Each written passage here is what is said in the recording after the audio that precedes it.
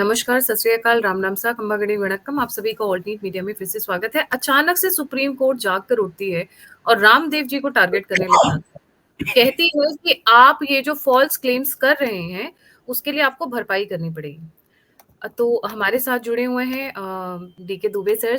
सभी जितने भी राष्ट्रवादी हैं, सभी दुबे सर को बहुत अच्छे से जानते हैं। और मेरे को कान में एक खनक रहा है कि after all why supreme court after Ramdev ji और उनके प्रोडक्ट्स को लेके फॉल्स क्लेम्स। कहाँ से फॉल्स क्लेम्स? जी सर, ओवर टू यू। नहीं, देखिए, ये फॉल्स क्लेम एक प्रोपोगंडा लगता है। आज बाबा रामदेव जी ने उसके बाद एक प्रेस कॉन्फ्रेंस की और उस कॉन्फ्रेंस में उन्होंने पूरे विश्व की साइंटिफिक जो एलोपैथी है उसको चैलेंज कर दिया। मुझे लगता है ये भारत में पहली बार किसी महर्षि ने कहा किया है और उन्होंने कहा है कि भाई ये भारत की वैदिक परंपराओं का हिस्सा है और ये आपने चरक को, सुश्रुत को, पतंजलि को, इनको सबको एक साथ आपने चैलेंज कर दिया है। बहुत सारे लोगों को उन्होंने बिठाया और जिनकी वो डिसीजेस क्योर हुई हैं, जिनके लिए विश्व के बड़े डॉक्टर्स ने, बड़े हॉस्पिटल्स ने उनको लाइलाज छोड़ दिया था और कहा था इनको घर ले जाओ, अब इनका कुछ हो नहीं सकता, इनके भगवान के लिए आराधना करो। तो उन्होंने ऐसे पचासों लोगों को बिठाकर आज चैलेंज किया है कि ये वो लोग हैं। और इसके अतिरिक्त तो उनके जो रिसर्च पेपर हैं साइंटिफिक जर्नल, वर्ल्ड के बड़े जर्नल्स में उनके पेपर पब्लिश्ड हैं, उनके फॉर्मूले पब्लिश्ड हैं। इसके अलावा भारत के नेशनल जो जर्नल्स रहते हैं उसमें पब्लिश्ड हैं। ये सब कुछ उन्होंने कहा है और साथ में कहा है कि ऑनरेबल सुप्रीम कोर्ट से रिक्वेस्ट करेंगे कि अगली हियरिंग में मुझे भी बुला लें। मैं अपने रिसर्च पेपर के साथ प्रेजेंट होऊंगा और कोर्ट के सामने जो गलत फैक्ट रखे गए हैं उन फैक्ट्स को मैं सही करूंगा। ये वर्ल्ड का जो गैंग है, उन्होंने कहा कि ये विश्व में एक गैंग काम करता है, उस गैंग की चारों ओर के आभा मंडल की वजह से ये सब कुछ हो रहा है जो फॉल्स एविडेंसेस रखते हैं। इसमें मुझे पार्टी एटलीस्ट बनाओगे, ये तो बात ठीक है कि उनको एटलीस्ट पार्टी तो बनाना ही पड़ेगा कि उनके खिलाफ कोई ऑर्डर हो और वो पार्टी भी ना बने। तो ये एक जंग मुझे लगता है भारत की हो गई है। हालांकि भारत इन विषयों पर काम कर रहा है। आपको याद होगा कि गुजरात में डब्ल्यूएचओ के चीफ को मोदी जी ने इनवाइट किया था और ट्रेडिशनल मेडिसिन का सबसे बड़ा जो सेंटर है वो इंडिया में खोला गया है। डब्ल्यूएचओ उसमें पार्टिसिपेट कर रहा है। 10,000 करोड़ रुपए या 11,000 करोड़ रुपए का इन्वेस्टमेंट आया है भारत सरकार का। भारत सरकार भारत की इन पद्धतियों को ग्लोबलाइज करना चाहती है और भारत सरकार ये चाहती है कि इनके एविडेंस बेस्ड रिसर्च हो। ट्रेडिशनल मेडिसिन नाम रखा गया, अगर उसको आयुर्वेद कह देते तो शायद ये आईएमए गैंग या जो जो वो कह रहे हैं कि विश्व के जो बड़े ये मेडिकल फार्मास्यूटिकल इंडस्ट्री वाले हैं, ये उनके पीछे पड़ जाते हैं और सरकार को भी दबाव में लाते हैं, डब्ल्यूएचओ को दबाव में लाते हैं।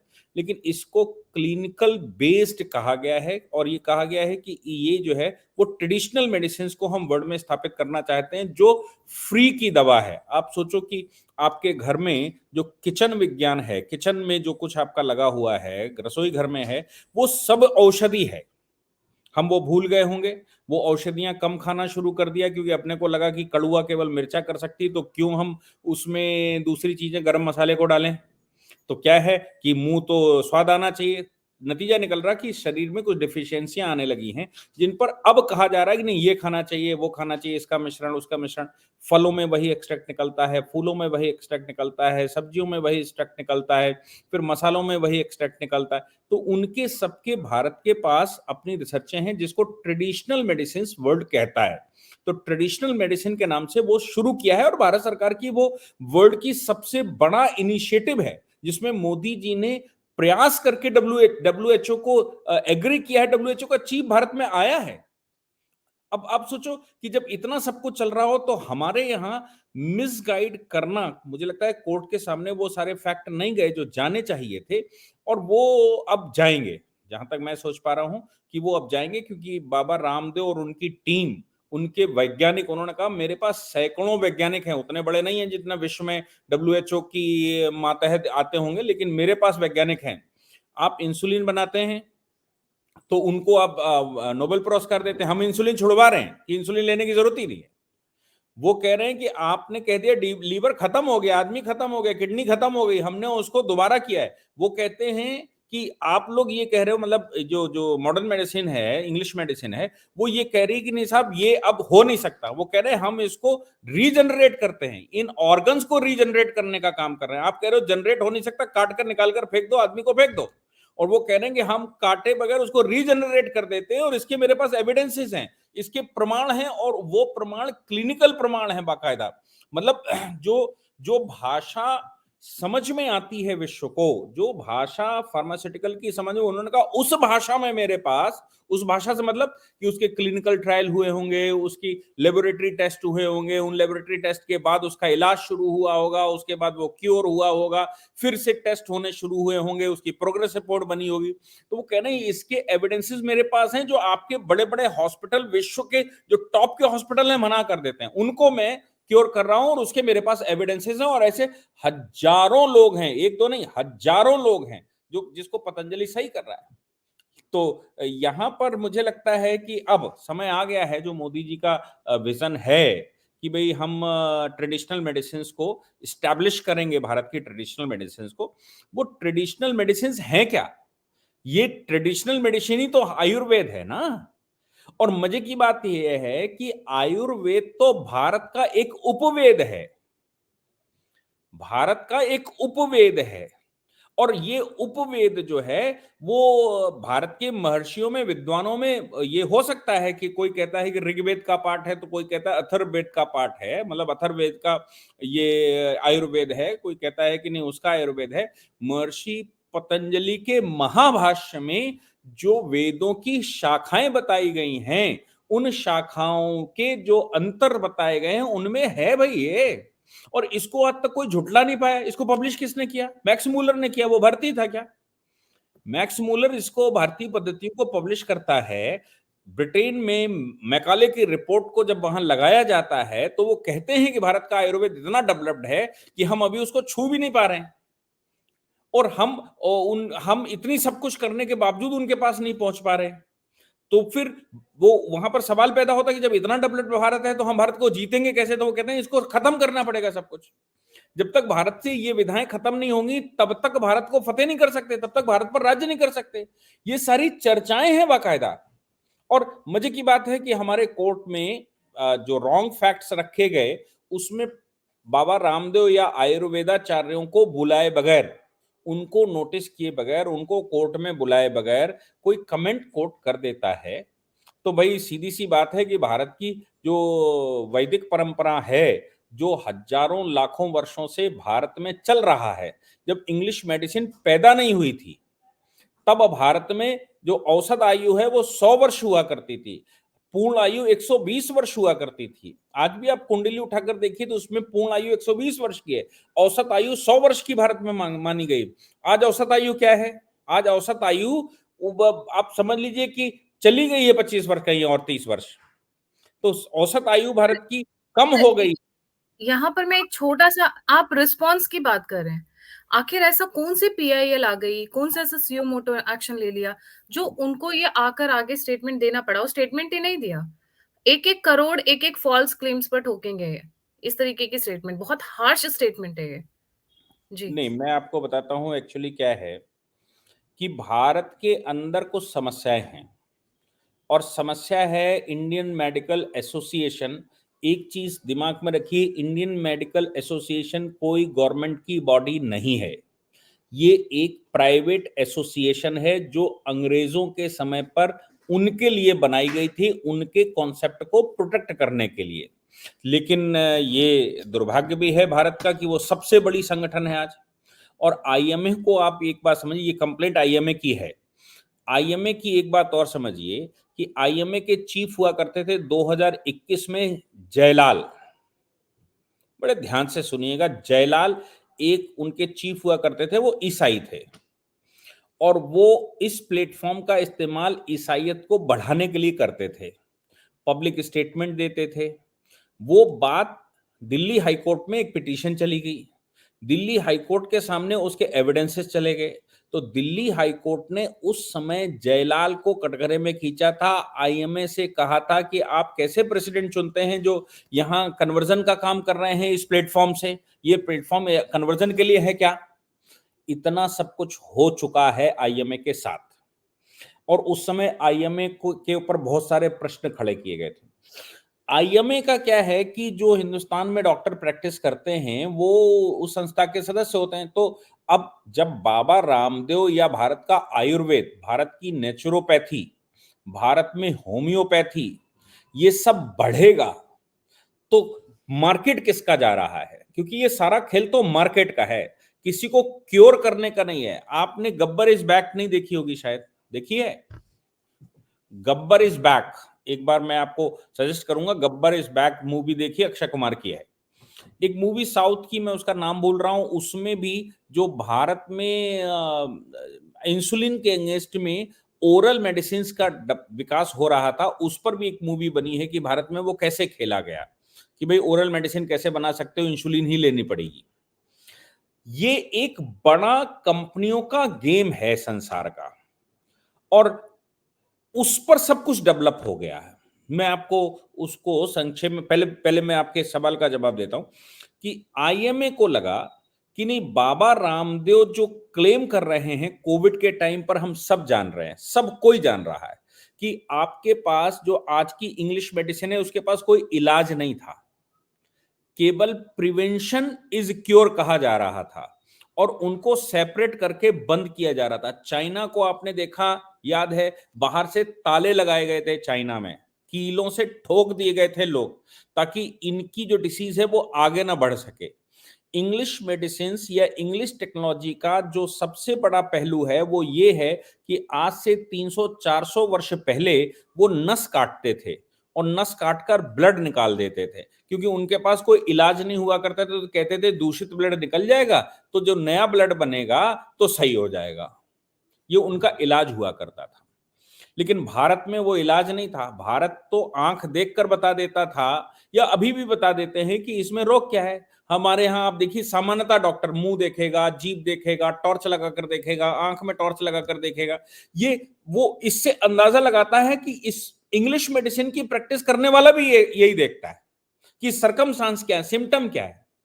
वो सिम्टम देखकर बता देता है कि ये इसकी बीमारी है और उसका इलाज करना शुरू कर देता है। कोई ना कोई चीज डिफिशियंसी होगी, और वो डिफिशियंसी कहीं ना कहीं से तो पूर्ति होगी। विटामिन की डिफिशियंसी है, कुछ हार्मोन्स की डिफिशियंसी है, तो वो हो सकता है हर्ब्स में हो, वो हो सकता है फलों में हो सकता है सब्जियों में हो, तो वो तो कहीं ना कहीं है। अब ये जो टेक्नोलॉजी है, इसको सार्वजनिक कर दिया पतंजलि ने। ये उसका दोष है कि बाबा रामदेव सुबह 4 बजे से एक टीवी चैनल पर बैठना शुरू करते हैं और 8-9 बजे तक किसी न किसी टीवी चैनल पर बैठकर पूरे संसार को ये बताते हैं कि भैया ये फ्री में ले आओ। वो ये नहीं कहते हमारी मेडिसिन खाओ, वो कहते हैं इसमें ये खाना चाहिए, वो खाना चाहिए, ऐसा इस्तेमाल कर लेना वैसा, और फिर कहते हैं अगर रेडीमेड चाहिए हो तो हमारे पास है। वो ये तो कहते नहीं है कि आप हमारी खाइए, वो कहते हैं भाई ये खाइए, आपको रेडीमेड नहीं ला सकते तो ये खाइए। क्या बुराई कर दी उन्होंने? उन्होंने कोई प्रोडक्ट बेचने की बात नहीं करी, जबरदस्ती आपको किसी को खिला नहीं रहे, वो तो पूरी उसकी रेसिपी बता रहे हैं और सार्वजनिक कर रहे हैं कि भाई ये चीजें ऐसे ऐसे, फिर वो पत्ती दिखाते हैं, वो उसका गुण दिखाते हैं, उसका रस दिखाते हैं, फिर उसको बनाकर भी दिखाते हैं कि भाई अगर आप बना सकते हैं तो ऐसे बना लीजिए। तो इससे क्या है कि जो मार्केट है ना फार्मास्यूटिकल की, वो मार्केट डैमेज हो रही है। आपको बता दूं कि विश्व में सबसे बड़ा बड़ा फार्मा सप्लायर कभी जर्मनी हुआ करता था कोविड से पहले, क्योंकि उनकी फार्मा इंडस्ट्री पूरे विश्व को मेडिसिन सप्लाई करती थी। मोदी जी फील्ड में आए और कोविड हुआ तो मोदी जी ने कोविड की मेडिसिन पूरे विश्व को भेजी, और उसके साथ साथ हमारी फार्मा की जो इंडस्ट्री भारत की थी वो मेडिसिन भेजी गई, वो फ्री में भेजी गई। लेकिन मार्केट तो बन गई, फ्री में भेजी तो क्या हुआ? हमारी कंपनी ने किसी विदेशी कंपनी को सप्लाई किया, सरकार टू सरकार डील हुई, तो सरकार तो ऐसा तो नहीं कि अमेरिका में जाएगी तो राष्ट्रपति भवन में इकट्ठी हो जाएगी, वो वहां किसी न किसी के पास जाएगी। नतीजा ये निकला कि जो फार्मा इंडस्ट्री है वो भी जर्मनी से हमने वो तमगा छीन लिया, और आज हम विश्व के सबसे बड़े फार्मा एक्सपोर्टर हैं। लेकिन मार्केट तो आज भी विश्व में सबसे बड़ी भारत है। सब चीज के लिए, क्योंकि पॉपुलेशन तो हमारे पास है, आज विश्व की सबसे बड़ी पॉपुलेशन हमारे पास है, इसलिए मार्केट हमारी है। तो हम यहां पर जो फार्मा बना रहे हैं वो विश्व के किसी भी कोने में बेचेंगे जाके। 8 अरब में से 1.5 अरब हमारे पास है, 1.5 अरब चाइना के पास है, तो 1.5 और 1.5 3 निकाल दीजिए, बाकी बचे 5। 5 अरब में वो सब हैं, ठीक है। और फिर नॉर्थ ईस्ट के देश हैं, हमारे अगल बगल के भी देश हैं जो हमसे प्रभावित रहते हैं, तो ऐसे 1 अरब उसमें से भी आ जाते हैं जो हमसे सीधा प्रभावित रहते हैं, तो 4 अरब निकाल दिए। अब बचे 4 अरब। 4 अरब में पूरे विश्व की इंडस्ट्री सेट करनी है, तो हो सकती है क्या? भारत वो मार्केट है जहां कुछ भी आप बता दीजिए, विक्स कहीं बैन होगी भारत में लगा दीजिए, आयोडीन कहीं बैन होगी, आयोडेक्स कहीं बैन होगी भारत में लगा दीजिए, डिस्प्रिन कहीं बैन होगी भारत में लगा, भारत में मर्जी हो वो बेच दो, सब बिक जाता है, क्योंकि भारत के लोगों को उसका ज्यादा अनुभव नहीं है और हमारे यहाँ व्यक्ति की कीमत थोड़ी कम है। तो इस वजह से भारत बड़ी इंडस्ट्री है, और बाबा रामदेव ने भारत छोड़ दो विश्व की सारी इंडस्ट्री को सबको समझा दिया है कि भाई आप बगल में जाइए, ये सिंघाड़े कांटा ले आइए, इसको चाट लीजिए, आप चले जाइए फलनी पत्ती ले आइए, इसको काट लीजिए। तो फिर ये फार्मा इंडस्ट्री तो कहीं चली गई। आईएमए उसका प्रोटेक्शन करता है। आईएमए ने उस बात की पिटीशन और कोर्ट में डाल दी और ये कहा कि कोविड को लेकर बाबा रामदेव ने जो स्टेटमेंट दिया है कि कोविड के दौरान हॉस्पिटलों में लोग मर रहे थे, इंग्लिश मेडिसिन खाकर मर रहे थे, हमने बचाया, हमारी मेडिसिन खाइए, आप कोरोनिल खाइए और आप इससे आराम ले लीजिए, और हम बता रहे हैं वो क्या करना है। आपको याद होगा कि गवर्नमेंट के हॉस्पिटल भी उस समय जो कोविड सेंटर बने थे वो भी काढ़ा पिला रहे थे। सभी कोविड सेंटरों में विश्व भर में काढ़ा पिलाया जा रहा था, और काढ़ा क्या है? इंग्लिश मेडिसिन है क्या? काढ़ा तो आयुर्वेद ही है हमारा। तो कर सब वही रहे थे, लेकिन साहब मार्केट डैमेज हो रही है, इसलिए आईएमए सुप्रीम कोर्ट चला गया। ऑनरेबल जस्टिस रमना की अदालत हुआ करती थी। ऑनरेबल जस्टिस रमना ने यह कहा, उस समय जो वर्डिक्ट दी थी, उन्होंने कहा कि बाबा रामदेव जी, आपसे मैं बहुत प्रभावित हूं, मैं उनका सम्मान करता हूं, ये उनके शब्द थे कि मैं उनका सम्मान करता हूं, और सम्मान करने के साथ साथ उनका जो पूरा सेंटर चलता है उसको मैं अच्छा मानता हूं। योग के लिए उन्होंने पूरे विश्व के लिए जो काम किया उसको सराहना करता हूं, लेकिन आप अपने प्रोडक्ट को बढ़ाइए, अपने कॉन्सेप्ट को बढ़ाइए, आप इनको बुरा भला मत करिए, एलोपैथी को। ये ऑनरेबल जस्टिस रमना ने कहा था कि आप एलोपैथिक को बुरा भला मत करिए, अपने आप को बढ़ाइए, अपना प्रचार करिए, मर्जी हो वो करें। तो उससे बाबा रामदेव के ऊपर कोई फर्क नहीं पड़ा, क्योंकि भाई ठीक है, उनका उनके लिए नहीं कहेंगे, लेकिन जो सत्य है लोग तो कहेंगे। लोग तो आके कहते हैं हमने इतने दिन इलाज किया और ऐसा हुआ। तमाम डॉक्टर बाबा रामदेव के कार्यक्रम में आकर कहते हैं कि साहब हम डॉक्टर हैं लेकिन हमने आपका इलाज करवाया और ऐसे ऐसे सही हो गए। तो वो बात तो फिर वहीं की वहीं आ गई, उसका तो कोई परिणाम नहीं निकला। फिर से सुप्रीम कोर्ट गए और आज ऑनरेबल कोर्ट में 2 जजों की बेंच बैठी, उसमें फिर से उन्होंने वही बात रख दी, और उसमें रखते हुए उन्होंने साफ तौर पर कहा कि साहब ये तो फिर से वहीं के वहीं आ गए, अब ये समस्या खड़ी कर रहे हैं। कोर्ट में जब ये बात गई तो ऑनरेबल कोर्ट ने फिर से कमेंट कर दिया, और अब की बार ऑनरेबल कोर्ट ने कहा देखिए ये जो कुछ भी आप कर रहे हैं ये ठीक नहीं है, अगर आपने भ्रामक प्रचार किया तो फिर हम आपके ऊपर 1-1 करोड़ रुपए की पेनल्टी आपके हर एक काम के लिए करेंगे। और वर्डिक्ट देने वाले जो स्टेटमेंट, ओरल स्टेटमेंट देने वाले हैं, वो हैं ऑनरेबल जस्टिस एहसानुद्दीन अमानुल्लाह, और दूसरे जज हैं honourable justice Prashant Kumar Mishra. Senior जज जो हैं एहसानुद्दीन अमानुल्लाह साहब हैं, उन्होंने ओरल कमेंट कर दिया कि भाई ये जो आप भ्रम फैला रहे हो, भ्रामक चीजें बता रहे हो, मैं ये सही कर देता हूं, मैं वो सही कर देता हूं, मॉडर्न मेडिसिन के खिलाफ मैं ऐसा कर देता हूं, वैसा कर देता हूं, ये उनका स्टेटमेंट है, ये सब कुछ गलत है, और ये आप अगर दोबारा करेंगे तो फिर ये हो जाएगा। ये कोर्ट ने उस समय कह दिया, और इंस्ट्रक्शन जारी कर दिए केंद्र सरकार के लिए। केंद्र सरकार से उन्होंने कहा कि ये सब कुछ भ्रामक स्टेटमेंट ना आए, इसके लिए आप कोई उपचार करिए, इसके लिए कोई तरीका ढूंढिए, इसके लिए ये करिए, इसके लिए वो करिए। और साथ में कहा कि बाबा रामदेव को समझाइए कि वो ऐसा स्टेटमेंट ना दें। अच्छा, मजे की बात है कि ओरली कोर्ट ने ये भी कह दिया कि दोबारा इस तरह के स्टेटमेंट सुनने नहीं चाहिए और आप इस पर कोई पब्लिक मीटिंग नहीं करेंगे। ये पब्लिक में आप हमें क्रिटिसाइज करना या मतलब ऐसा कुछ कहा। बाबा रामदेव ने को लगा होगा कि अगर ये सब कुछ रास्ते बंद ही कर दिए हैं तो मरता क्या ना करता।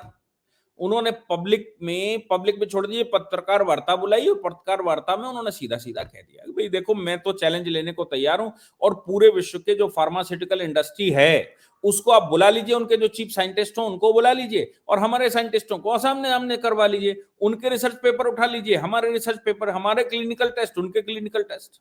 भाई यही तो तरीके हैं कि आपके पास रिसर्च पेपर हो, आपके पास वैज्ञानिक हो, वैज्ञानिकों का क्लिनिकल टेस्ट हो, उनके पास अनुमति हो, भारत सरकार से अनुमति ली गई हो, जो हमारे यहाँ का प्रोसीजर है वो अडॉप्ट किया गया हो, सब कुछ तो अडॉप्ट किया है ना।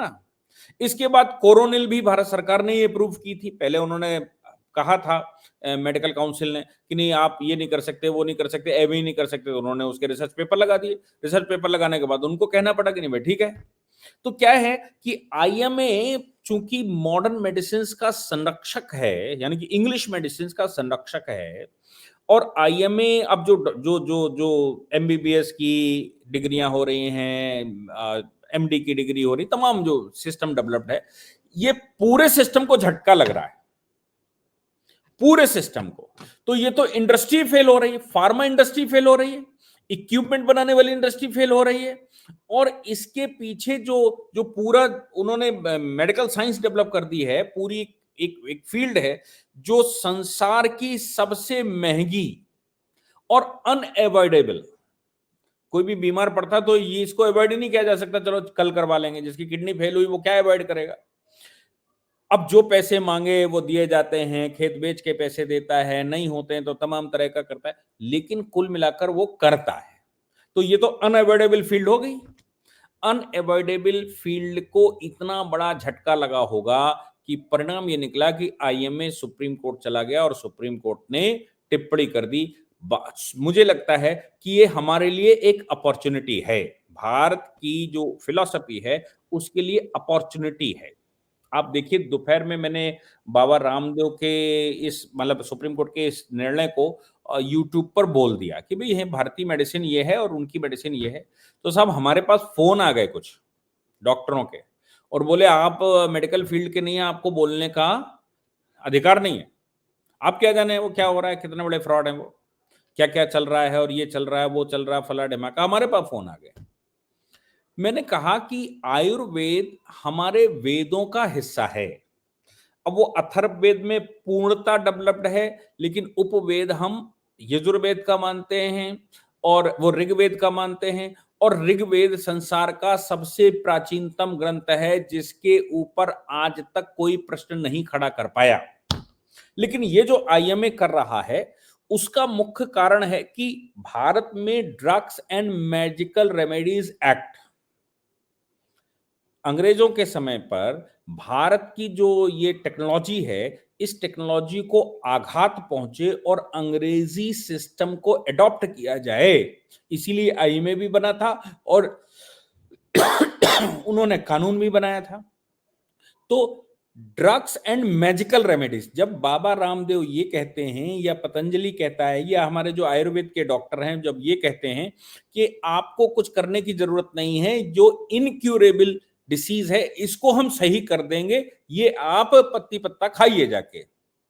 तो ये इनका मानना है कि ये मैजिकल रेमेडी है, आप गलत आश्वासन देकर मैजिकल रेमेडी दे रहे हैं जो कि पनिशेबल है, जो अंग्रेजों ने भारतीय पद्धति को समाप्त करने के लिए पनिशेबल बनाई थी, क्योंकि वो इंग्लिश मेडिसिन को उनको एस्टेब्लिश करना था, उनको मिशनरी के हॉस्पिटल्स एस्टेब्लिश करने थी, क्योंकि पूरे विश्व में जो यूरोपियंस ने शासन किया उसका मुख्य साधन यही था कि वो राजा के पास गए, तुम्हारे पास बीमारी है तो मेरे पास ये दवा है, तो सिंपैथी गेन करी और पूरे विश्व में छल छल करके उन्होंने पूरे विश्व को कब्जा किया है। इसलिए वही बात है। लेकिन ये जो अब आप सुनेंगे, आपको मैं बताता हूं कि इसके पीछे का पूरा पूर्ण रहस्य क्या है। आप मुझे बताइए कि किसी को चूंकि मुझे शुगर बता दिया था, ये मेरे ऊपर एक्सपेरिमेंट, में डॉक्टर नहीं हूं, उस फील्ड पर कहने का अधिकार नहीं रखता हूं, लेकिन मैं भुक्तभोगी हूं। मेरा ग्लूकोज चेक हुआ, जनरली ग्लूकोज चेक होता है, ग्लूकोज चेक हुआ तो ब्लड शुगर निकला। मैं राम मंदिर अभियान में था, और राम मंदिर अभियान में अभियान प्रमुख का दायित्व था, तो दिन में 10-20 चाय पी लेता था, कुछ मिठाई शिठाई भी जिसके घर जाता था तो खा लेते थे। तो मुझे कुछ चक्कर सा आया रास्ते में, मुझे लगा कि मैं गिर जाऊंगा। मैंने उसको चेक करवाया तो मालूम पड़ा कि डॉक्टर ने कहा कि साहब आप डायबिटीज है, ग्लूकोज आपका बहुत बढ़ा हुआ है। फिर वो दूसरे 3 महीने वाला HAB पता नहीं कौन सा टेस्ट होता है वो किया, बोले नहीं साहब आप तो पक्का डायबिटिक हैं। गजब है, डायबिटिक हैं भाई। मन में चिंता हो गई, परिवार को चिंता हो गई कि मेरे खानदान में दूर दूर तक डायबिटीज किसी को नहीं है, लेकिन मुझे कैसे हो गई। तो मुझे लगा कि भाई हम ये चाय शुई पी रहे हैं और काम करते हैं समाज का, 2-4-5 घंटे रोज समाज के बीच में रहते हैं, लोगों के घरों में जाते हैं, लोगों के साथ बैठते हैं, बैठकें करते हैं, तो ये सब लाइफ स्टाइल गलत हो गई। फिर मैंने किसी डॉक्टर को सुना, उसने कहा कि ये जो ग्लूकोज है, ये ग्लूकोज डायबिटीज नहीं बताता किसी तरह से। ग्लूकोज एक इमेजिनेशन हो सकता है, लेकिन बढ़ा हुआ ग्लूकोज डायबिटिक है ये नहीं बताता। तो क्या बताएगा, कैसे पता लगे? तो डॉक्टर ने मेरे से कहा कि वो बड़े वरिष्ठ डॉक्टर थे, तो उन्होंने मेरे से कहा कि आपने इंसुलिन चेक करवाया कि नहीं, पेनक्रियास काम कर रही कि नहीं कर रही। मैंने कहा वो तो कोई डॉक्टर बताता ही नहीं है। बोले आप पेनक्रियास चेक करवाइए, इंसुलिन चेक करवाइए। तो मैंने फास्टिंग इंसुलिन चेक करवाया, तो वो तो एकदम नॉर्मल थी, जो जितनी होनी चाहिए एकदम परफेक्ट, मतलब ऐसा भी नहीं मार्जिन पर हो, कम हो, परफेक्ट। तो मैंने डॉक्टर साहब को दिखाया, मैंने कहा कि ये तो इंसुलिन तो प्रॉपर है। तो बोले आपकी इंसुलिन प्रॉपर बन रही है तो आप डायबिटिक नहीं है। तो मैंने कहा फिर क्या हूं? बोले इसको आप इंसुलिन रेजिस्टेंस कह सकते हैं। तो हमने कहा ये डॉक्टर ने जो दवाएं लिख दी वो, उन्होंने कहा बिल्कुल बंद कर दीजिए।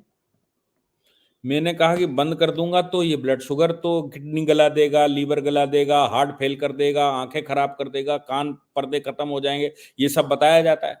उन्होंने कहा कोई पर्दा कोई हार्ट नहीं खत्म हो जाएगा, आपको जो मैं बता रहा हूँ वो करिए। क्या करें? तो उन्होंने कहा कि आप लाइफ स्टाइल बदल दीजिए, शुगर लेना खत्म कर दीजिए, वॉकिंग बढ़ा दीजिए, थोड़ा फिजिकल एक्सरसाइज बढ़ा दीजिए, और जो उन्होंने कुछ चीजें बताई कि ये चूरन शूरन खा लीजिए तो ठीक हो जाएगा।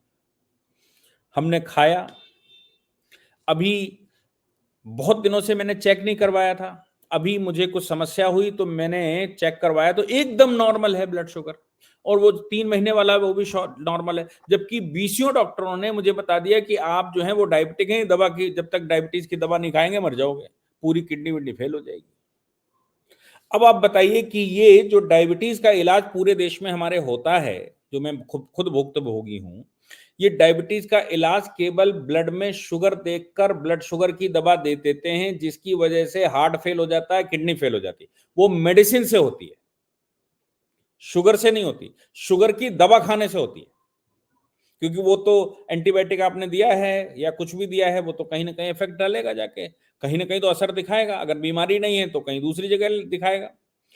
चाकू आप हाथ में एक सेब रखकर काटिए तो सेब कटेगा, लेकिन सेब ना हो तो हाथ कटेगा। जब बीमारी है तो उसकी मेडिसिन दीजिए, बीमारी अगर नहीं है तो वो मेडिसिन कहीं आपकी बॉडी भी खराब करेगी। तो ये हमारे यहाँ के इलाज हैं कि आपको फैट बॉडी को चलाने के लिए, जो मैं जानता हूं, हमारी श्रीमती जी जो हैं वो फिजिकल की मास्टर किए हुए हैं, मतलब वो उसमें उन्होंने किया है, बीपीएड किए हुए हैं, मेटाबॉलिज्म की बात बताती हैं, वो फिजिकल बॉडी का एक्सरसाइज कैसे होती है सब बातें बताती हैं। उन सबके अनुसार 3 चीजों की बॉडी में आवश्यकता है, और वो ये मतलब एक सामान्य ज्ञान है, कोई डॉक्टर का ज्ञान नहीं है, ये सामान्य ज्ञान है कि फैट चाहिए, कार्बोहाइड्रेट चाहिए और ग्लूकोज चाहिए। अब डॉक्टर ने ग्लूकोज आपका बिल्कुल बंद कर दिया, फैट बिल्कुल बंद कर दिया। जिन चीजों में फैट होता है उनसे भी रिफाइंड निकाल कर दे दिया, बोले उसमें से भी फैट हटा दो। अब बॉडी को अगर फैट की जरूरत है तो कहां से लाए? बॉडी को ग्लूकोज की जरूरत है तो कहां से लाए? कार्बोहाइड्रेट जो आपने खाया उससे निकालेगा तो वो बैड फैट निकलेगा, वो बैड ग्लूकोज निकलेगा। सेल उसको लेगी नहीं तो छोड़ देगी ब्लड में। बैड फैट बॉडी कंज्यूम नहीं करेगी तो फैट बढ़ जाएगा। लेकिन साहब हमारे यहाँ तो यही चल रहा है। अब आप बताओ कौन सी दृष्टि से ये जो एलोपैथिक वो दिया जा रहा है, कहा जा रहा है, ये कौन सी दृष्टि से ये जस्टिफाई करता है बॉडी की फिजिक को? मुझे तो नहीं लगता कहीं करता। लेकिन है क्या? अब वो उसने, आप ऐसे समझिए, आपने अगर मार्केटिंग कभी सुनी हो तो ये मेरे पास एक ग्लास है, ये ग्लास बनाने वाले ने बना दिया, लेकिन हम तो चुल्लू से पानी पीते हैं भारत वाले। अब ये गिलास बिकेगा कहां? बेचने वाले को ये बेचना है, तो क्या करे? मैं आपको ग्लोबल मार्केटिंग, भारत जिस ट्रैप में इस समय फंसा हुआ है उसकी बात बता रहा हूं। अब ये ग्लास उसको बेचना है तो सबसे पहले मेरे से उसने कहा गिलास खरीद लो। मैंने कहा भैया जरूरत ही नहीं, हम तो चुल्लू से पीते हैं। उसने कहा कि भैया गिलास खरीद लो, आपको बड़ा काम आएगा। हमने कहा यार क्यों पैसे लगाएंगे, क्या काम आएगा, ये तो किसी काम का ही नहीं है। इस ग्लास को बेचने के लिए उसने एक एनजीओ तैयार करी। उस एनजीओ ने कहा कि जो चुल्लू से पानी पीते हैं उसमें हाथ की अशुद्धियां पेट में चली जाती हैं, पेट खराब हो जाएगा। और हमको वो समझा दी किसी ने कि साहब हाथ से अगर आप खाना खाएंगे, हाथ से पानी पिएंगे तो फिर हाथ में अशुद्धियां होंगी बहुत सारी, वो सब पेट में जाएंगी, आपका हाथ अशुद्ध होता है, आप बीमार पड़ रहे हो। अब मैं क्या करूंगा? मैं कहूंगा कि भैया खाना खाने के लिए, पानी पीने के लिए गिलास ला दो, क्योंकि हाथ में अशुद्धियां होती हैं, गिलास शुद्ध है। ऐसे गिलास वो बेच देगा हमको। तो क्या किया, प्रोडक्ट पहले बना लिया, प्रोडक्ट बनाकर उसके अनुसार रिसर्चें करनी शुरू कर दी, उसके अनुसार पेपर पब्लिश करने शुरू कर दीजिए, उसके अनुसार डॉक्टरों को कन्विंस करना शुरू कर दीजिए, उसके अनुसार पूरे देश का माइंडसेट कर दीजिए, तो फिर हम सब उसी दिशा में बहेंगे। अब जब उस दिशा में बहेंगे तो दवा कहां से आएगी? जिसने वो दवा बनाई होगी वो देगा। अब वो दवा देने वाला डॉक्टर कैसे बनेगा? वो डॉक्टर उन्होंने जो यूनिवर्सिटी बनाई होगी अमेरिका में और यूरोप में, वहां पढ़ने जाएगा तो वो भी पैसे देकर आएगा। फिर उसके जो ऑपरेशन करने के इक्विपमेंट हैं वो कौन बनाएगा? वो भी वही बनाएंगे, भारत में बेचेंगे। और इस तरह पूरी इंडस्ट्री वहां बनेगी और भारत में बिक जाएगी, और हमारे डॉक्टर से लेकर नीचे तक सब उससे कन्विंस होंगे भाई यही इलाज है। मर रहा है तो मर गया, तो कैसे कह रहा है? कह रहा भैया शुगर थी, शुगर की वजह से मल्टी ऑर्गन फेलियर हो गया। ये भारत में आपने खूब सुना होगा कि शुगर थी, उसकी वजह से लीवर फेल हुआ, किडनी फेल हुई, हार्ट फेल हो गया। अब मजे की बात यह कि इंसुलिन उसकी प्रॉपर बन रही थी, शुगर उसको थी नहीं, उसको इंसुलिन रेजिस्टेंस था, जिसकी मेडिसिन उसने दी तो उसने किडनी को खा गया, तो मेडिसिन खा गई बॉडी को, और कहा यह कि शुगर की वजह से मर गया। और शुगर की वजह, शुगर को खत्म करने के लिए मेडिसिन दी थी, तो जब मेडिसिन काम ही नहीं करी तो मेडिसिन ने मार और दिया। ऐसी आज की तारीख में मॉडर्न रिसर्चें कह रही हैं। लेकिन ये बात मैं नहीं क्लेम कर सकता कि वाकई में सच्चाई क्या है, लेकिन मैं ये जरूर कह सकता हूं कि जब उनकी दवाएं बिक गई तो नई नई बीमारियां, नई नई दवाएं इजाद करेंगे। दवा खाने के बाद उसका साइड इफेक्ट होगा तो उसकी दवा तैयार होगी, उसका साइड इफेक्ट होगा तो उसकी दवा तैयार होगी, उसकी वजह से किडनी फेल होगी तो उसके ऑपरेशन की व्यवस्था होगी, उसकी डायलिसिस की व्यवस्था होगी। ये सब वो बेच देंगे हमको, क्योंकि एक चीज ने मेरी पूरी बॉडी को खराब कर दिया, और उसका कारण था wrong researches, wrong information given by some papers, और बाकायदा पब्लिश करके एक इकोसिस्टम बना दिया। चलिए ये भी हो गया। अब हम लोग समझने लगे, मतलब जनता को समझ में आ गया कि ये तो साहब सब गड़बड़ है, और बाबा रामदेव जैसे लोग तैयार हो गए और उन्होंने कहा कि हम इसको, इस मिथक को तोड़कर ये भारतीय मिथक को, भारतीय चीजों को एस्टेब्लिश कर देंगे। तो इकोसिस्टम यहां तक सेट है कि कोर्ट में केस करना, बाबा रामदेव को पॉलिटिकली फंसाना। बाबा रामदेव जैसे लोगों को, आपको याद है कि पतंजलि के ऊपर छापे डलवाए थे कांग्रेस ने, जी, और बिल्कुल। 9 इंस्पेक्टर पहुंच गए थे पतंजलि के इंस्टीट्यूट में, और तमाम तरह के वो ले आए थे सैंपल्स। कुछ निकला नहीं, कभी कहा गया इसमें मछली पड़ी हुई है, तो कभी कहा गया इसमें वो तितली पड़ी हुई है कि उसमें सांप डाला जाता है, ऐसी बातें हो रही थी उस समय। कुछ मिला नहीं। फिर बाबा रामदेव जी अनशन पर बैठ गए तो उनको वहां महिलाओं के कपड़े पहन कर निकलना पड़ा। इतना स्ट्रॉन्ग इकोसिस्टम है कि वो अपनी इंडस्ट्री को किसी प्रकार से कमजोर नहीं होने देंगे। यहां तक कि हमारी सरकारों ने, हमारे देश की सरकारों ने आयुर्वेदिक डॉक्टर की सैलरी कम रखी है और एलोपैथिक की ज्यादा रखी हुई है। इस बात को लेकर आयुर्वेदिक डॉक्टरों का जो एसोसिएशन है वो सुप्रीम कोर्ट चला गया और सुप्रीम कोर्ट से उसने कहा कि साहब प्रैक्टिस हम भी कर रहे हैं, प्रैक्टिस वो भी कर रहे हैं, हम भी क्योर कर रहे हैं, वो भी क्योर कर रहे हैं, जितना टाइम वो दे रहे हैं उतना टाइम हम दे रहे हैं, तो हमारी सैलरियां सरकार बराबर क्यों नहीं देती है कि हॉस्पिटल में। सुप्रीम कोर्ट ने कह दिया कि you can not compare with the allopathic. आप एलोपैथिक डॉक्टर से अपने आप को कंपेयर नहीं कर सकते। कुल मिलाकर बात ये थी कि तुम तो पागल टाइप लोग हो, तुम कहां एलोपैथिक डॉक्टरों के बराबर आ जाओगे, उनके बराबर सैलरियां कैसे ले लोगे। 2 बार वो रिजेक्ट हुई। अब उसका नेक्स्ट एक्सटेंशन ये है कि बाबा रामदेव ने जो चारों ओर ये फिजा फैलाई है, उनको सुप्रीम कोर्ट अगर ये कह दे कि नहीं साहब तुम सब भ्रम फैला रहे हो, सत्यता इसमें है ही नहीं, तो आप सोचो कि मार्केटिंग पर कितना असर पड़ेगा। मॉडर्न मेडिसिन का जो जो संसार में जो उनका मार्केट है उस पर कितना फर्क पड़ेगा।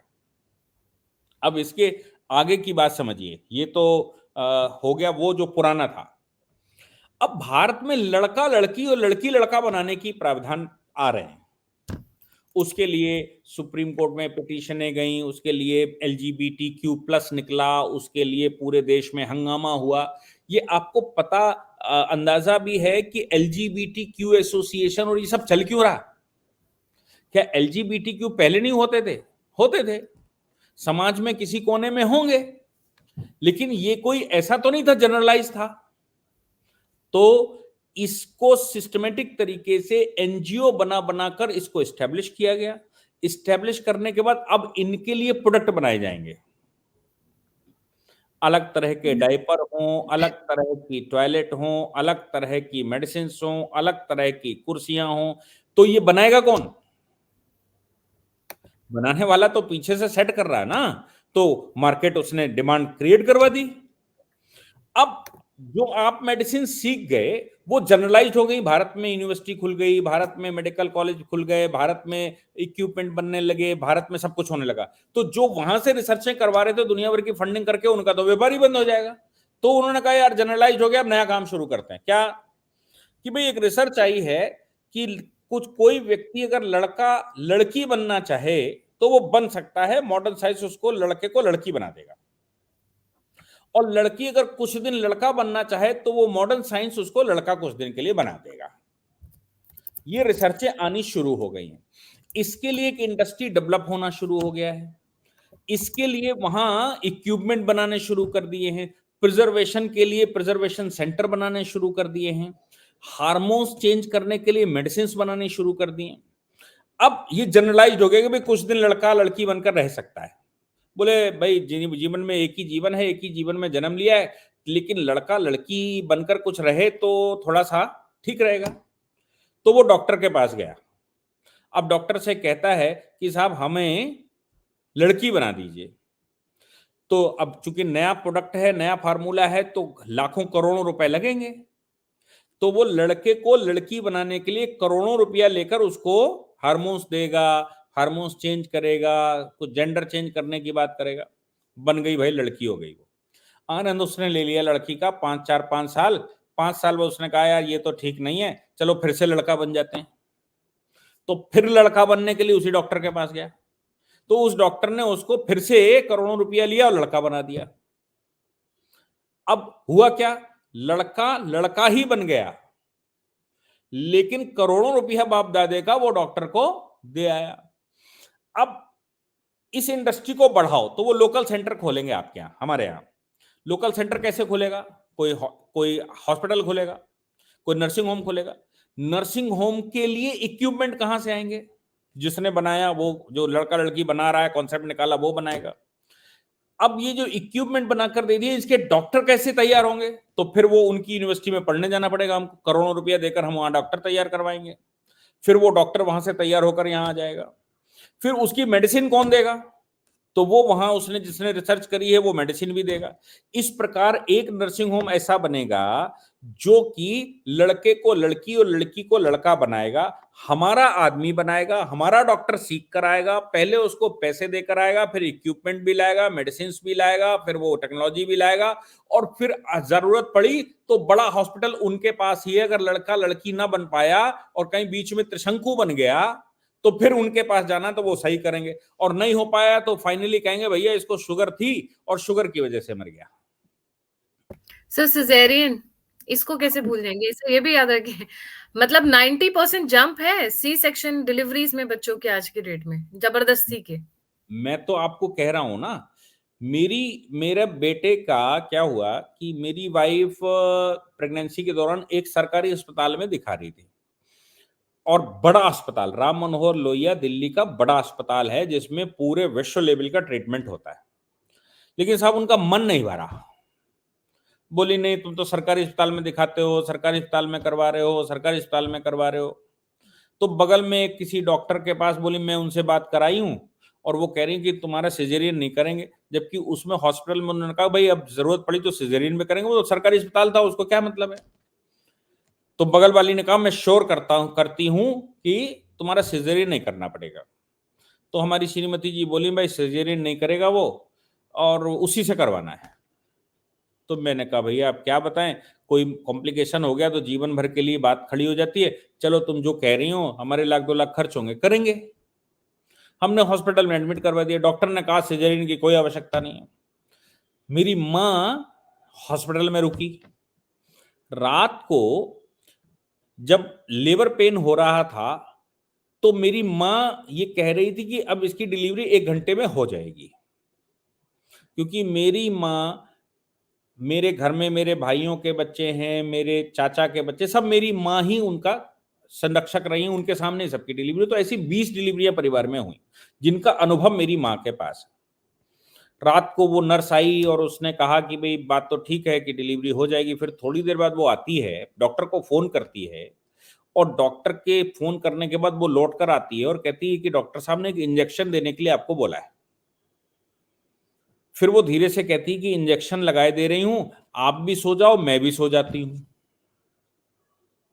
दोनों सो गए। सुबह उठे तो डॉक्टर आई कि अरे पेन नहीं हो रहा, कि नहीं तो डॉक्टर साहब इंजेक्शन लगा दिए थे, उसके बाद पेन नहीं, वो उसने दूसरा इंजेक्शन लगाया तो पेन शुरू हो गया। पेन शुरू हो गया तो बोले ले चलो ओटी। अब मैंने डॉक्टर से कहा, वो फॉर्म निकाल कर लाई कि सिजेरियन करना पड़े, मैंने डॉक्टर से कहा कि मैंने आपने तो कहा था कि ऐसा कर नहीं करना। बोली नहीं नहीं जरूरत पड़ेगी तो करेंगे, फिर तो वो डिलीवरी रूम में क्या होगा। मेरी वाइफ चली गई अंदर। वो कहती है कि पहले से ओटी पूरी तैयार थी, कोई प्रयास ही नहीं हुआ नॉर्मल डिलीवरी का। वो सब चाकू छोरे लेकर तैयार बैठे थे और उन्होंने वो इंजेक्शन लगाए और इंजेक्शन लगाकर सीधा ऑपरेशन किया, कोई प्रयास नहीं। क्योंकि आजकल वो सुलाने वाला चक्कर रहा नहीं है, तो वो उतने हिस्से को सुन करके वो एनेस्थीसिया देते हैं, उतने हिस्से को सुन करके कर देते हैं। ऑपरेशन कर दिया बात करते करते। बाहर निकल के आई तो मैंने कहा, बोले ऑपरेशन करना पड़ा, डॉक्टर बोली वो ये फंस गया था, वो हो गया था फला। मेरी वाइफ कह रही कि मैंने साक्षात देखा, उसने कोई कोई काम ही नहीं किया, वो सीधे जाकर उसने ऑपरेशन किया। क्योंकि अंदर जब घुसे तो डॉक्टर के आने से पहले वो सब तैयार बैठे थे जो उसके जूनियर डॉक्टर थे, और वो कह रहे थे बस थोड़ी देर रुक जाओ, बस अभी करे देना, आपको कोई पेन नहीं होगा, आपको पता भी नहीं लगेगा। अब आप बताइए कि इसको क्या कहा जाए। सिर्फ एक 10-20-30 हजार रुपए ज्यादा लेने के लिए ये सब कुछ हुआ होगा, लेकिन उसने ऑपरेशन कर दिया। ये भारत में ये चल रहा है, और बाबा रामदेव जैसे लोग इस ग्लोबल मार्केटिंग एजेंसियों को, जो इक्विपमेंट बना रहे हैं, जो मेडिसिन बना रहे हैं, जो इंजेक्शन बना रहे हैं, वो उनको समाप्त करने का श्रेय अगर किसी को दिया जाएगा तो वो बाबा रामदेव को होगा। अब इसमें लाखों करोड़ों लोग रोजगार में लगे हुए हैं, ये सब बेरोजगार हो जाएंगे तो बाबा का क्या करेंगे ये लोग, सोचो। योगा से ऑलरेडी उन्होंने डिप्रेशन कम करना शुरू कर दिया है across the world. Weight gain करना, वेट लूज करना, डिप्रेशन हो गया, मूड एंजाइटी हो गई, इससे तो बहुत अभी वेस्ट में देखिए ना योगा कितना चल रहा है। बट सर एक बहुत छोटा सा एग्जांपल मैं भी अपनी तरफ से देना चाहूंगी। बचपन में जब कई बार दांत दर्द होता था या कुछ हल्का सा भी हो तो मम्मी एक ही करती थी, वो नमक से ब्रश कर लो, नमक और सरसों का तेल मिलाकर ब्रश कर लो, ब्रश लगाकर, या नीम की दातुन कर लो। और फिर आया वो नमक नहीं डालते हैं, कौन डालता है नमक? फिर सुनने में आया कि आपके कोयले में आपके दंत मंजन में नमक है क्या? कोलगेट वालों का। ये हाँ, कोलगेट का था पहले, दंत मंजन में नमक नहीं डालते हैं, फिर नमक का है क्या, ये मतलब ये मार्केटिंग के विभिन्न तरीके इस्तेमाल करते हैं वो। कुल बट मिलाकर वो allopathy has actually been able to beat Ayurveda for the same reason, क्योंकि उनके पीछे ग्लोबल फोर्सेस खड़ी हैं, मार्केटिंग बहुत अच्छी है, ऊपर से लेके नीचे तक लोगों को खरीद लेते हैं। नहीं तो बताइए आज सुप्रीम कोर्ट को ये स्टेटमेंट देने की क्या जरूरत थी? This was just out of the way. False claims तो कितने लोग कर रहे हैं, ब्यूटी प्रोडक्ट्स नहीं बोलते, फेयर एंड लवली कितना पीछे मतलब सर मैं क्या बोलूं, फेयर एंड लवली ने जो जो मार्केटिंग की है गोरे होने की, अगर अगर फॉल्स क्लेम्स की बात करें तो ले आइए, यहाँ वहां पर तो कोई प्रूफ नहीं है, यहाँ पे तो फिर भी बहुत आपको एशियन प्रूफ्स मिल जाएंगे।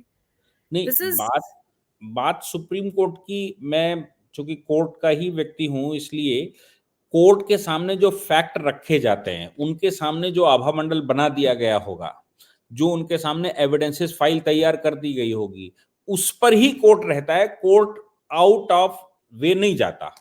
तो जो उसके पास आया होगा, जिस संदर्भ में आया होगा, उस संदर्भ में उसने स्टेटमेंट दे दिया। लेकिन बात यह है कि बाबा रामदेव को कॉल करना चाहिए था और पतंजलि को पार्टी बनाना चाहिए था उनके खिलाफ ऑर्डर करने से पहले। तो अब उन्होंने शायद नोटिस किया है और अगली तारीख पर इन्होंने चैलेंज भी किया है कि आप हमको बुलाइए, हम इसको करेंगे, हम आपको बताएंगे, हमारा पक्ष सुनिए तो कम से कम, तब कोई स्टेटमेंट दीजिए। नहीं तो क्या है, जो उनका इकोसिस्टम है, उसने पूरे विश्व में, दोपहर से वो गाना गा रहे हैं, पूरे वर्ल्ड में चल गया है, पूरी वर्ल्ड मीडिया में चला है कि बाबा रामदेव के फॉर्मूलों को लेकर भारत में ही सुप्रीम कोर्ट ने उनको फटकार लगाई कि वो रॉन्ग इंफॉर्मेशन दे रहे हैं, रॉन्गली क्योर कर रहे हैं डिसीजेस को। तो ये मतलब तो बात है, पूरे, खांसी आने पे घर में काढ़ा सभी पीते हैं, हो सकता है मिलॉर्ड साहब भी पीते हो घर में क्यों, वो भी आयुर्वेद का ही है सर। लेकिन जी। आप सोचिए कि मार्केट, मतलब किसी प्रोडक्ट को बेचने के लिए क्या क्या करना पड़ता है। एक चीज छोटी सी मैं आपको बताऊंगा। हमारे यहाँ ज्वाइंट फैमिली का कॉन्सेप्ट था हमेशा से। अब उन्होंने बना लिया एक टेलीविजन। तो टेलीविजन उन्होंने कहा भाई हम बेचेंगे, तो चलिए भाई हमारा पूरा परिवार मिलकर एक टेलीविजन ले आया। क्योंकि रामायण सीरियल चल रहा था जिस समय ये टेलीविजन वाला चल रहा था, वर्ल्ड कप और रामायण उस समय चल रहा था। तो लोग रामायण के चक्कर में ले आए कि भैया ले आओ एक। उन्होंने कहा भाई जो हमने बनाए थे वो तो सब बिक गए, अब और बनेंगे वो कहाँ बिकेंगे। तो परिवार में एक टीवी है बहुत है। तो जब तक परिवार को तोड़ा नहीं जाएगा तब तक दूसरा टीवी बिक नहीं सकता। अब परिवार टूटेगा कैसे?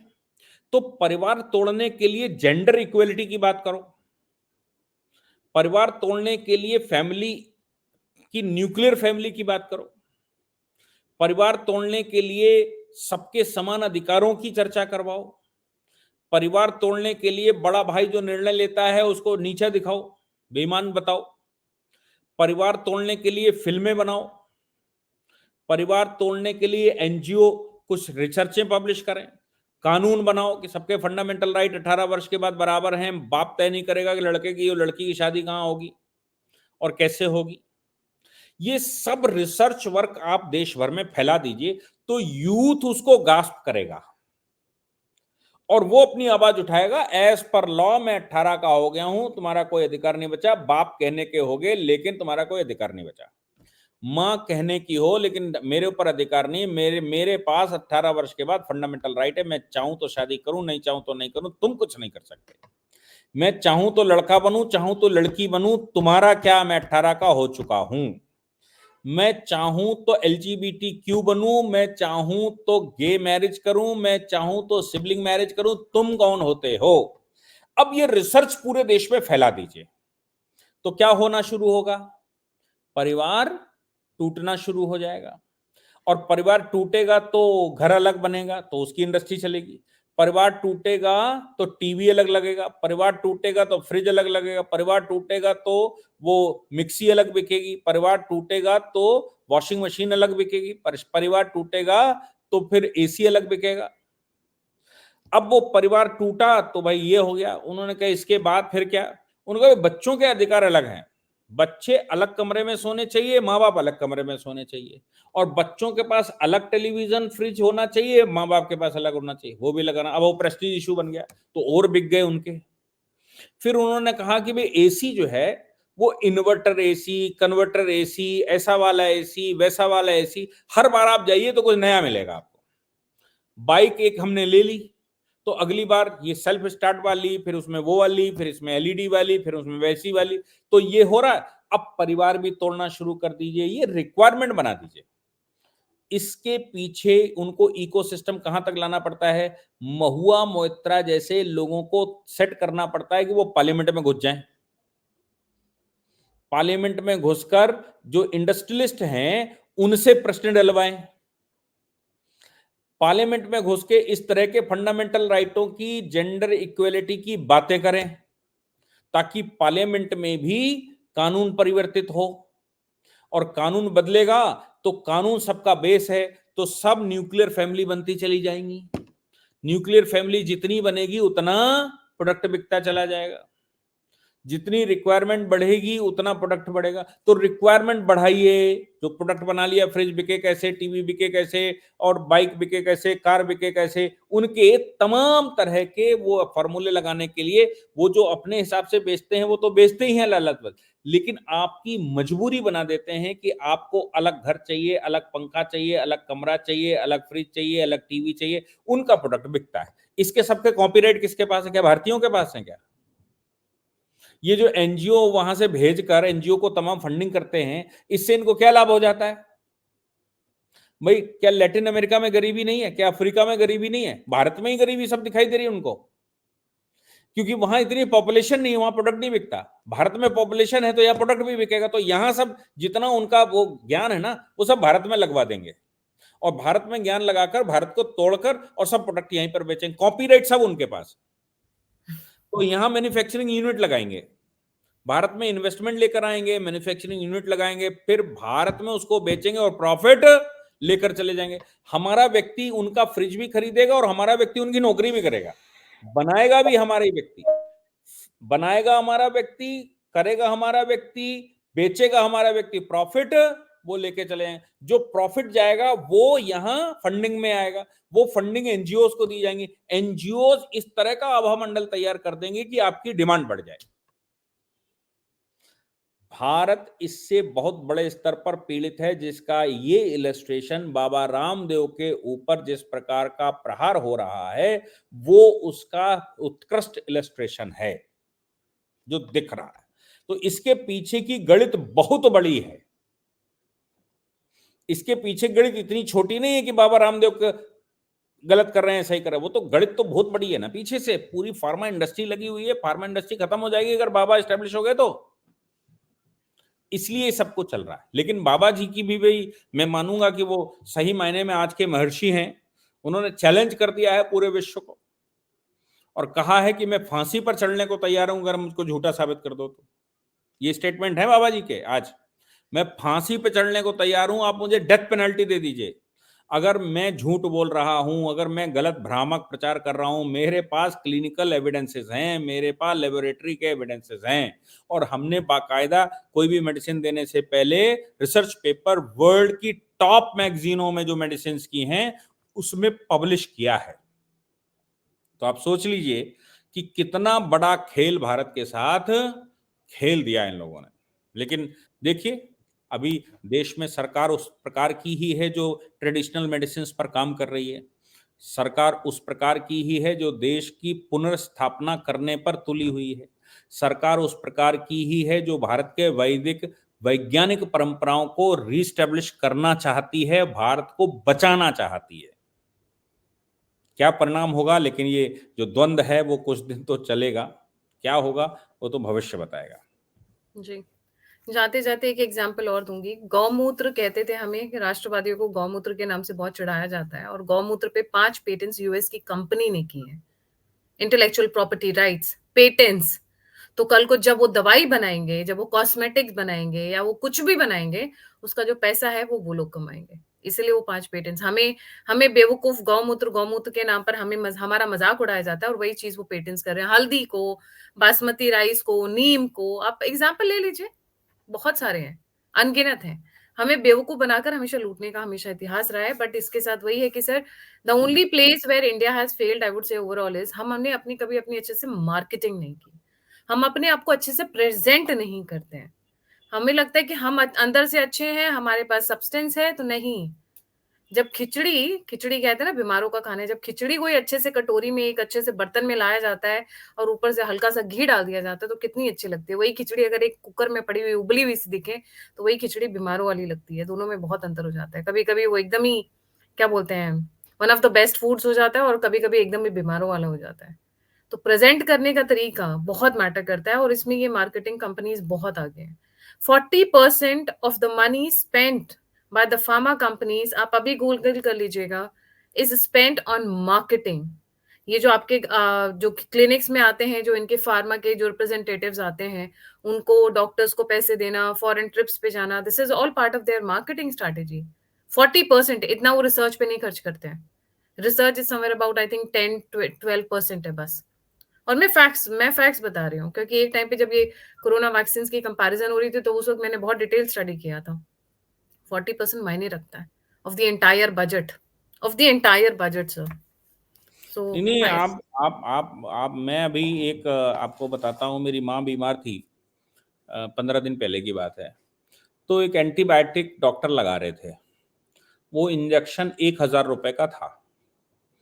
तो डॉक्टर लगा रहे थे, बाई चांस हम उनको घर ले आए, और डॉक्टर के हॉस्पिटल से उनका ही मेडिकल स्टोर था, उसमें से लाते थे, वो हम ला नहीं पाए वहाँ से। तो मैंने कानपुर में मेडिकल जो इंडस्ट्री है, मतलब मार्केट है, वहाँ भेजा, थोक की मार्केट। तो साहब उस नाम की कोई दवाई नहीं मिली, मतलब उस कंपनी नाम की कोई कंपनी नहीं बनी। गजब है। मेरे कुछ कुछ डॉक्टर मतलब कुछ मेडिकल स्टोर वाले फ्रेंड्स हैं, हमने उनसे कहा, तो उन्होंने कहा सर यही फॉर्मूला हम आपको 100 रुपए में दे देंगे और अच्छी कंपनी दे देंगे। Generic medicine. अच्छी मेडिसिन नहीं, टॉप की कंपनी की। तो 100 रुपए का वही इंजेक्शन अच्छी कंपनी का उन्होंने हमको ला कर दिया, फॉर्मूला वही था, और वो 1,000 रुपए का ला रहा था, लगा रहा था। और जिस कंपनी का नाम उस इंजेक्शन पर लिखा था, वो कंपनी कहीं मार्केट में मिली नहीं। और ये जो 100 रुपए वाला प्रोडक्ट है, इसमें भी मार्जिन होगा, इसमें भी कमाया होगा, इसमें भी मार्केटिंग हुई होगी, सब कुछ हुआ होगा। तो ये भी 40-50, आपके अनुसार अगर 40% खर्च करते हैं तो 60 रुपए का तैयार हुआ होगा, 40% बीच में गया होगा, तो 60 रुपए का इंजेक्शन 1,000 रुपए का डॉक्टर लगा रहा था। इमेजिन। और उसके हॉस्पिटल में जो मेडिकल स्टोर था, उसमें ही मिलना था, संसार में कहीं मिला ही नहीं वो, मतलब पूरे कानपुर शहर को ढूंढ लिया, कहीं मिला नहीं वो इंजेक्शन। जी। अब thank you so much sir, it was a wonderful talk. देखते हैं आगे आने वाले समय में क्या होता है। योगी क्या बोलते हैं, रामदेव जी ने अपनी तरफ से तो बैटिंग कर दी है, अब आगे चल के देखते हैं कि नेक्स्ट स्टेप क्या होगा सुप्रीम कोर्ट का। Thank you so much for joining. जाने से पहले सर का चैनल है, मैं उसका लिंक जो है वो डिस्क्रिप्शन बॉक्स में डाल दूंगी। सर का चैनल को भी please don't forget to like, subscribe and share. और don't forget to like, subscribe and share the alternate media. अगर आप कंट्रीब्यूट करना चाहते हैं, फीडबैक देना चाहते हैं, जुड़ना चाहते हैं, तो सभी लिंक्स डिस्क्रिप्शन बॉक्स में। इसी के साथ जय हिंद, जय श्री राम, हर हर महादेव। Thank you sir.